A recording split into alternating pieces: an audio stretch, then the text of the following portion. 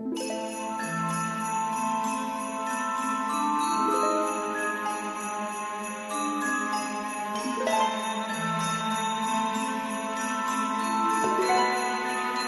all. Alan here, and I'm going to talk today about Matthew Perry's new book, Friends, Lovers, and the Big Terrible Thing. Now, this memoir uh, autobiography opens up with details about Matthew Perry's colon exploding, and he was in a coma for weeks, and really life-threatening stuff. Pretty disgusting stuff, actually. So I'm glad Matthew got sober, and he was doing a lot of drugs too. You might have caught him on Diane Sawyer talking about it. How he on Sundays he'd go to open houses of the mansions and go through old people's medicine cabinet and steal their OxyContin and Percocet and that. I find that a pretty high bottom. You know, if that's your bottom or your colon busting or that whatever. I'm going to digress a bit. My girlfriend in Tempe, Arizona, we had a codependent relationship. It was really bad with a lot of alcohol and drug use, but she was a big fan of Friends. She had several T-shirts and sweatshirts and watched it, and I would watch it with her. I maybe I'm biased here because I'm not a big Matthew Perry fan. I don't find him funny. I have a sense of humor. Believe I love stand up in that. But I beyond Matthew Perry, I find Jim Carrey unfunny.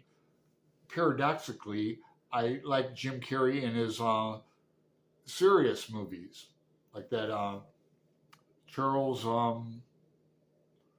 Oh God, man, my memory. I didn't write this down, but Clothman. You know the one about the unbearable speak or something of light, and then there's Sunshine. That guy, Charles. My,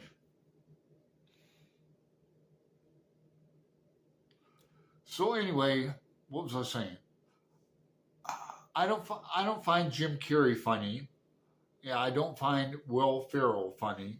Whom I do find funny are stand-up comedians like Dave Chappelle, Joe Rogan, Chris Rock, like that. So I found it very self-referential all the time. He's comparing himself to Chandler. I didn't find Friends is a good show. It's like Frasier. Yeah, it's funny, but not a big Matthew Perry fan. And then reading this, he goes into a lot of childhood things like his fear of flying. He goes into, and it just seems like me, it's inexperience. You get over fears, right? As you conquer them. He goes back to being rejected and how in his life now he finds himself in relationships rejecting the woman first before she has a chance to reject him. It's like, really? Well, hey, Matthew, try to grow up a little,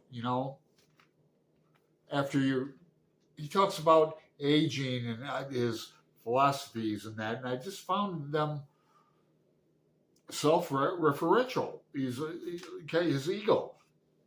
Now he's doing things in AA, and the 12th step is having had a spiritual awakening.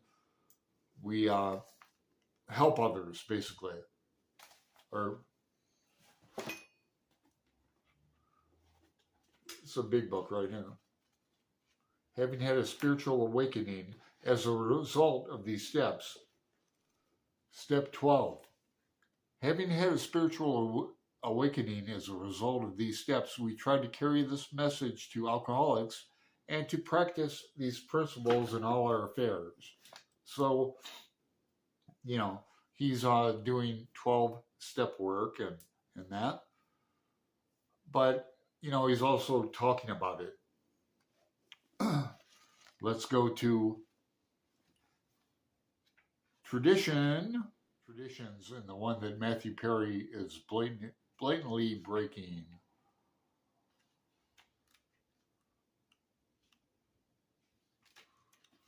The 12 traditions. Matthew Perry is breaking them.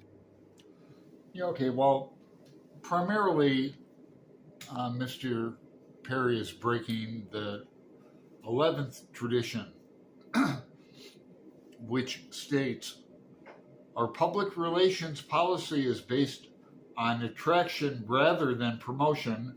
We need always maintain personal anonymity at the level of press, radio, and film.